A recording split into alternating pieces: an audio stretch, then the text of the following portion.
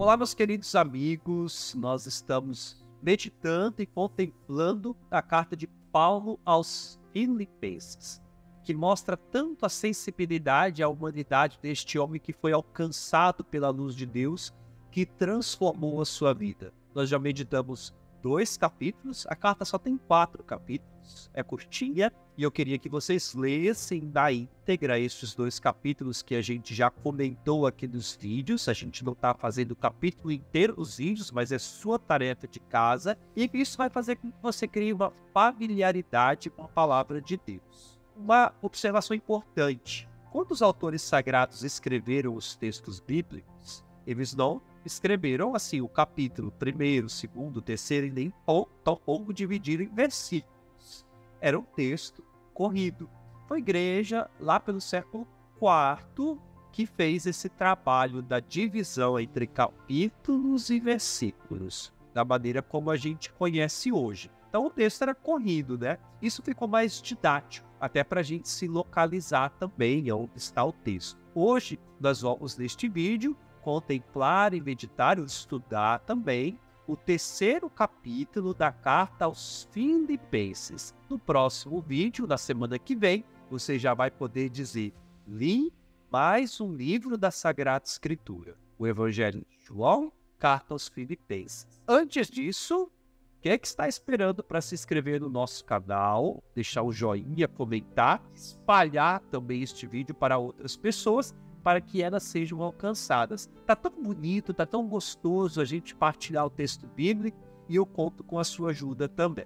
Só queria lembrar o contexto que essa carta destinada à comunidade de Filipe é escrita. Paulo está preso numa prisão, mas tem cuidado e uma saudade. Ele se lembra, como a gente viu lá no 1º capítulo, com a alegria de todos eles, desta relação pessoal que ele tinha com o Deus dele. Eu quero que você leia depois todo o 3º capítulo. Hoje nós vamos começar a partir do versículo 8º do 3º capítulo. A palavra de Deus diz assim: mas ainda tudo considero perda pela excelência do conhecimento de Cristo Jesus, meu Senhor. Nós já falamos em outras vezes sobre isso.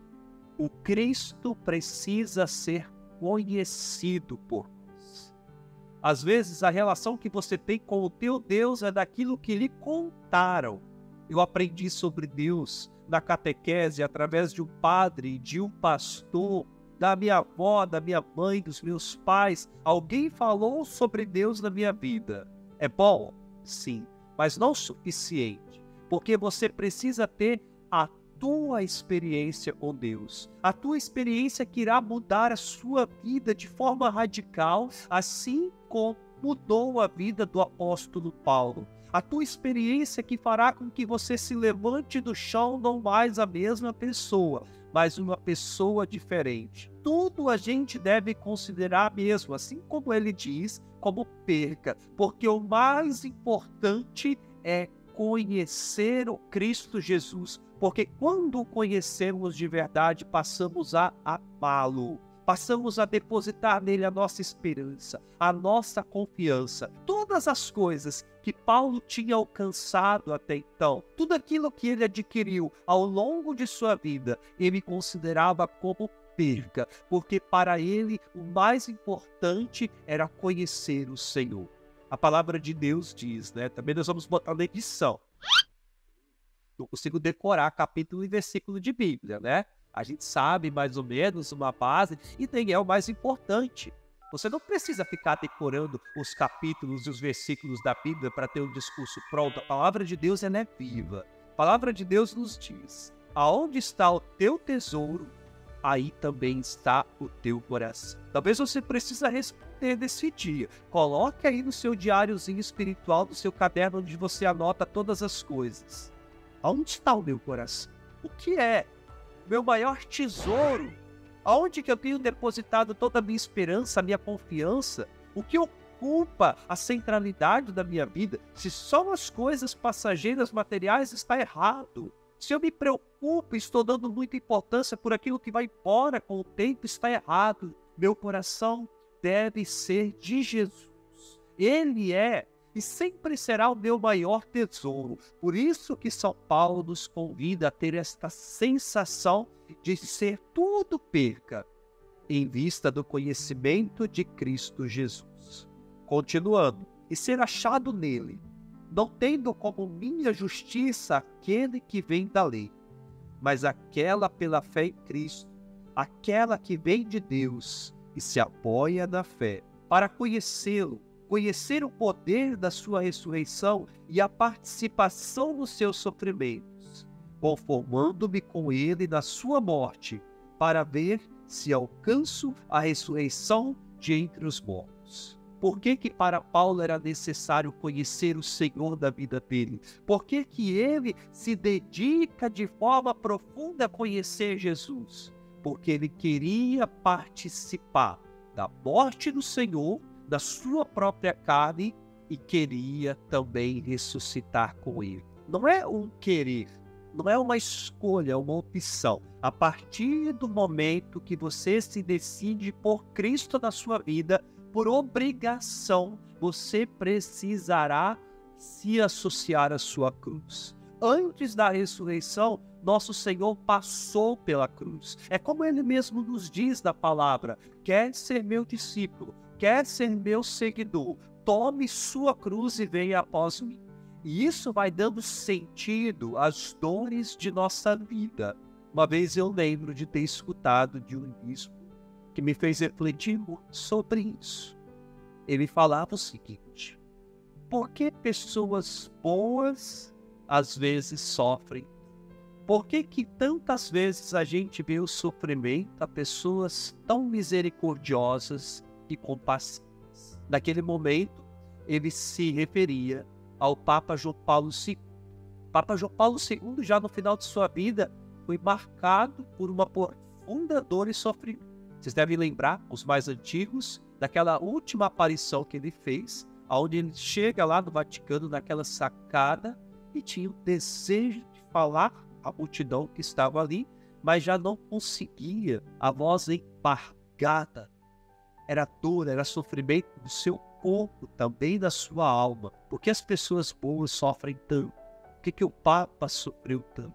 Que estas pessoas, de alguma forma, no momento derradeiro de suas vidas, elas se parecem com Jesus, se associam a ele.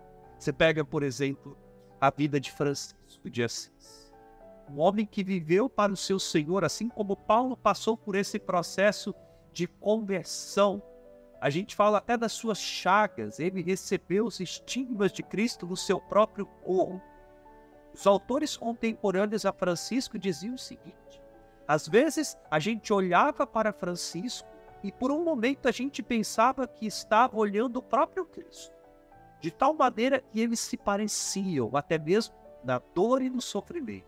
Paulo, como ninguém pode dizer isso? Eu estou vivendo a dor, eu estou vivendo o sofrimento, eu estou preso, mas é necessário, para eu poder ressuscitar, me associar à paixão do meu Senhor, à sua cruz. É necessário que eu experimente de alguma forma o seu Calvário.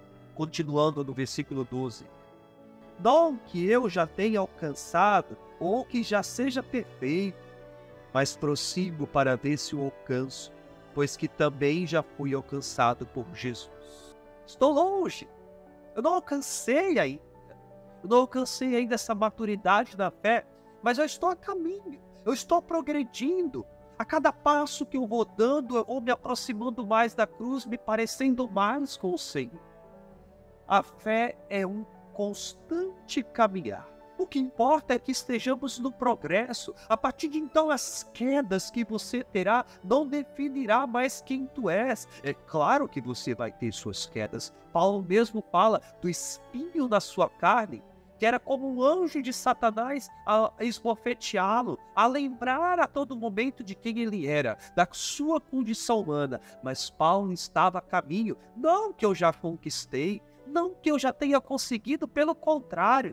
Eu estou caminhando e nesse processo eu vou me libertando daquilo que me impede de me aproximar da cruz de Jesus. Quando olhamos para o crucificado, temos esta convicção de Paulo. Ele nos amou até o fim. Ele nos atrai à cruz. E diante da cruz a gente percebe essas duas certezas. A primeira, o quanto que ele nos amou até o fim, foi por nós. E a segunda, como que somos pequenos, como que somos limitados e cheios de defeito, mas ainda assim apaixonados pelo Senhor e portanto a caminho, para que possamos com ele ressuscitar também. Não fuja da cruz. Ela é necessária na sua vida. Não fuja das cruzes que o Senhor vai colocando sobre você. Elas te tornarão um homem novo. Agora, minha gente, existem cruzes que você não precisa carregar. Existem aquelas que são evangélicas, aquelas necessárias, aquelas que nos associam ao sofrimento de Jesus. Mas existem algumas que estamos levando como de teimosos. Comece a perceber as cruzes que você pode hoje se libertar. Comece a entender aquelas cruzes que não vêm de Deus. Ah, padre, eu estou sofrendo por uma pessoa que me despreza. É uma cruz que você está carregando que não deveria. Se liberte. Se liberte desta cruz. Se liberte daquelas situações e ocasiões que não somam em nada da sua vida. Fique somente com as cruzes que o Senhor te der, porque essas farão com que você experimente também da sua glória, assim como Paulo. Deus abençoe sua vida. Olá, meus queridos amigos, gostou da mensagem deste vídeo? Foi feito com muito carinho para você. Quer saber mais sobre mim? Venha me assistir no teatro. É só clicar no link que está aqui na descrição deste vídeo. Te espero lá.